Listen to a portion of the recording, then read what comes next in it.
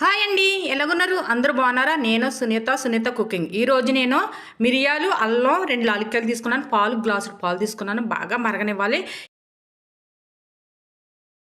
Change అయింది వాతావరణం, బాగాను వర్షాలు పడుతున్నాయి. అందరికీ గొంతు నొప్పి, జలుబులు, జ్వరాల కింద ఉన్నాయి. ఈ టైంలో ఇలాగా మనం మిరియాలు, అల్లం, లాలిక్కాయల పొడి ఇలాగా సెదగొట్టుకుని కచ్చాబిచ్చా అలాగే పాల్లో వేసేసుకోవాలి. మరిగే పాల్లో వేసుకుని మనం మరగనిచ్చుకోవాలి బాగాను. ఇలా తాగితే మన గొంతు నొప్పి తగ్గిపోతుంది తొందరగానే. అలాగే 3 రోజులు తాగాలి. 3 రోజుల తర్వాత రోజు డైలీ తాగకూడదు. అలాగే బెల్లం, తీపి కొంచెం మేము పాలు తాగలేము, మాకు తీపి కావాలి అనుకునే వాళ్ళు కొంచెం బెల్లం ముక్క వేసుకోవాలి, పంచదార వేసుకోకూడదు.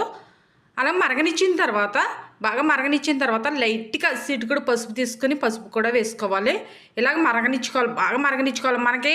మనకి మిరియాల్లో ఉన్న రసం అంతా, అల్లం, లాలిక్కాయలు ఇవన్నీ రసం అంతా కిందకు వచ్చేయాలి, పాల్లో కలిసిపోవాలి. అలాగ మరగనిచ్చుకోవాలి. నాకు లైక్ చేయండి, కామెంట్ చేయండి, సబ్స్క్రైబర్స్ చేసుకోండి. మనకి జలుబు అలాగే డైలీ తాకండి. డైలీ 3 రోజులు తాగిన తర్వాత ఆపేయాలి, లేకపోతే ఏడి చేసేస్తుంది, ఒంట్లో వేడి ఎక్కువ అయిపోతుంది. అందుకని ఎప్పుడైనా సరే 10 రోజులకు ఒకసారి, నెలకు 2 సార్లు అలా తాగుతూ ఉండండి. ఇలాగా తాగమని డైలీ తాగకూడదు అసలేని. 3 రోజులు తాగిన తర్వాత ఆపేసుకోవాలి. ఇలా మరిగిన తర్వాత నేను గ్లాసులో పోస్తున్నాను. పోసిన తర్వాత అది గోరువెచ్చని పాలు తాగాలి. బాగా వేడివేడిగా తాకోకుండా గోరువెచ్చని పాలు తాగితే మనకి గొంతు నొప్పి, జలుబు అలాగే జ్వరం కూడా కంట్రోల్ అయిపోతుంది.